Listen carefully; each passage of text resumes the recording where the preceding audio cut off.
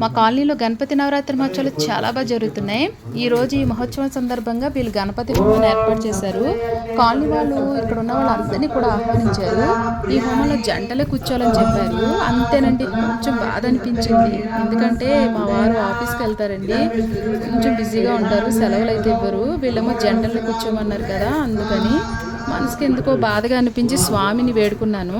ఎంతసేపు 10 నిమిషాల్లో మళ్ళీ అనౌన్స్మెంట్ ఇచ్చారు. విడిగా ముత్తైదులు కూడా ఈ కార్యక్రమంలో పాల్గొచ్చు అన్నారు.